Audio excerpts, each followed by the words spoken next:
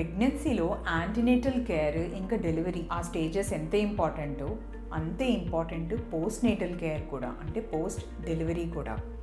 So దీంట్లో మనం తల్లిని మానసికంగా ఇంకా ఎమోషనల్గా రికవర్ అయ్యి తన పనులు రెగ్యులర్ యాక్టివిటీస్లో మళ్ళీ తను వెళ్ళడానికి మనము హెల్ప్ చేస్తాము. ఇది కొంతమందికి వారాలు పట్టొచ్చు, కొంతమందికి నెలలు పట్టొచ్చు. ఈ పోస్ట్ పార్టమ్ కేర్ అనేది మనము 3 స్టేజెస్ కింద దాన్ని డివైడ్ చేయొచ్చు.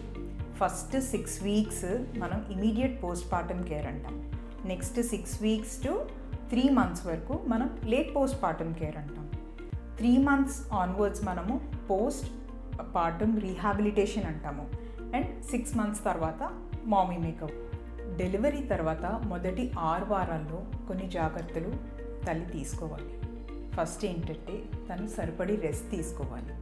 దీనివల్ల శరీరంలో ప్రెగ్నెన్సీ వల్ల వచ్చిన చేంజెస్ అన్నీ మళ్ళీ తనకి రికవర్ అవ్వడానికి ఎంత లేదన్నా ఒక 6 వీక్స్ పడుతుంది. నెక్స్ట్ నార్మల్ డెలివరీ అయిన వాళ్ళకైతే కంపల్సరీగా షిట్స్ బాత్ చెప్తాము. దాంట్లో దానివల్ల నార్మల్ డెలివరీలో వేసిన కుట్లు, దాంతో వచ్చే పెయిన్, దాంట్లో ఏమైనా స్వెల్లింగ్ అది వస్తే అది లాగేసి కొంచెం పెరీనియల్ మసిల్స్ని స్ట్రెంథెన్ చేయడానికి హెల్ప్ చేస్తుంది. ఆపరేషన్ అయిన వాళ్ళకైతే ఎక్కడైతే మనం సూచర్స్ వేస్తామో ఆ సూచర్స్కి ఇన్ఫెక్షన్ రాకుండా వాళ్ళకి కేర్ ఎలా తీసుకోవాలో చెప్పొచ్చు. నెక్స్ట్ వచ్చేసి బ్రెస్ట్ ఫీడింగ్. సో బ్రెస్ట్ ఫీడింగ్లో ఏంటంటే మదర్కి పొజిషన్స్ అవి కరెక్ట్గా చెప్తాం, సో దట్ బ్యాక్ ఏక్ అది రాకుండా ఉంటుంది.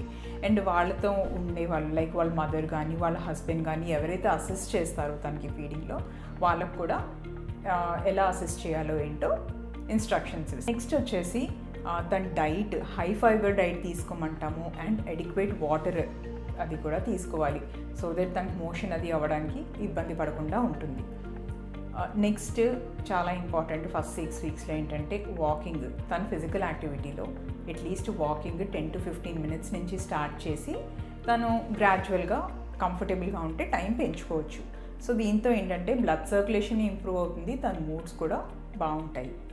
And last is Kegels exercise, అంటే పెరీనియల్ మసిల్స్కి చిన్న చిన్న ఎక్సర్సైజెస్ స్టార్ట్ చేస్తాం, సో దట్ ఆ డెలివరీ వల్ల అవి లూజ్ అయిపోయింది కొంచెం కొంచెం రీగెయిన్ అవ్వడం స్టార్ట్ అవుతుంది.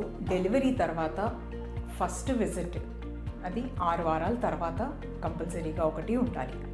సో ఈ ఫస్ట్ విజిట్లో మనము తన తీసుకునే డైట్ అది అసెస్ చేస్తాము, తనకి బ్రెస్ట్ ఫీడింగ్లో ఏమైనా ఇబ్బంది అవుతుందో లేదో చూసుకుంటాము. నెక్స్ట్ వచ్చే 3rd మంత్ వరకు తనకి మనం డైట్ మారుస్తాం, ఎందుకంటే డైటరీ రిక్వైర్మెంట్స్ చేంజ్ అవుతాయి. నెక్స్ట్ మనం వాకింగ్ టైం పెంచమని చెప్తాము. కీగల్స్ ఎక్సర్సైజెస్కి టైమింగ్ అండ్ హోల్డింగ్ టైం అది కూడా ఇంక్రీజ్ చేసుకోమని చెప్తాము. నెక్స్ట్ సెక్షువల్ యాక్టివిటీ, అంటే భార్యాభర్త కలవచ్చా లేదా అనేది వాళ్ళకి డౌట్ ఉంటుంది. సో తనకి హీలింగ్ అది అంతా బాగుంది, ఇబ్బంది లేదంటే కలవచ్చు అని చెప్తాము. అండ్ కాంట్రాసెప్షన్, అంటే ప్రెగ్నెన్సీకి మధ్యలో గ్యాప్ తీసుకోవాల్సిన జాగ్రత్తలు అవి కూడా గ్యాప్ తీసుకోవాల్సిన జాగ్రత్తలు అవి చెప్పడం జరుగుతుంది. అండ్ 6 వీక్స్కి వచ్చినప్పుడు మెంటల్ హెల్త్ అది కూడా అసెస్ చేస్తాము. అది యూజువల్గా చాలాసార్లు మనం మిస్ అవుతాం. సో దీంట్లో ఏంటంటే తన బేబీతో బాండింగ్ ఎలా ఉందో చూసుకుంటాం, తను ఏమన్నా స్ట్రెస్ ఫీల్ అవుతుందా బేబీతో, లేదా ఏమన్నా ఎమోషనల్గా తను డిప్రెస్ అవుతుందా అదొకసారి అసెస్ చేసుకుంటాం. డెలివరీ తర్వాత సెకండ్ ఇంపార్టెంట్ విజిట్ 3rd మంత్లో కంపల్సరీగా ఒకసారి డెలివరీ తర్వాత పేషెంట్స్ వాళ్ళ డాక్టర్ని కలవాలి.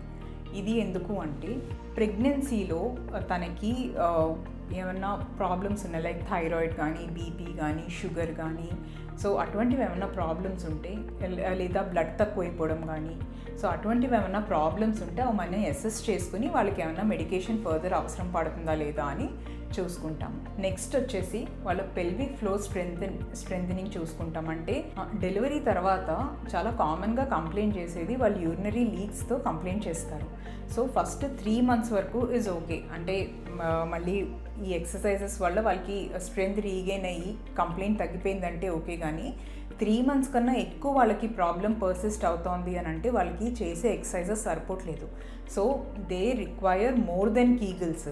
సో అటువంటప్పుడు మనం వాళ్ళకి రాదర్ దెన్ ఫిజికల్గా కీగల్స్ చేయమని చెప్పడం మానేసి మనం ఎలక్ట్రోమాగ్నెటిక్ థెరపీ చైర్ అది సజెస్ట్ చేయొచ్చు, లేదా వజైనల్ టైట్నింగ్కి అది మనం సజెస్ట్ చేయొచ్చు.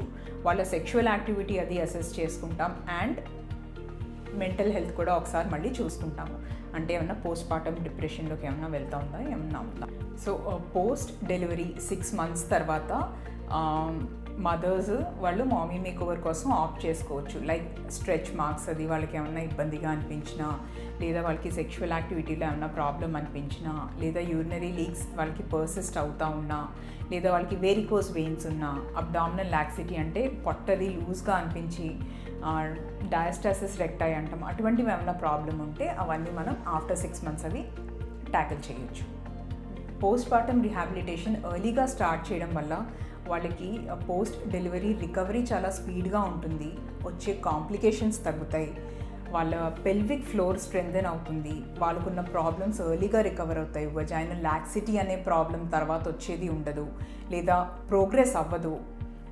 వాళ్ళకి ఒక కాన్ఫిడెన్స్ ఉంటుంది, వాళ్ళ మూడ్ స్వింగ్స్ అవి తగ్గుతాయి. అండ్ మోస్ట్ ఇంపార్టెంట్, మనం పోస్ట్ పార్టమ్ డిప్రెషన్ అనేది ఎర్లీగా ఐడెంటిఫై చేసి తనని మనం ట్రీట్ చేయొచ్చు.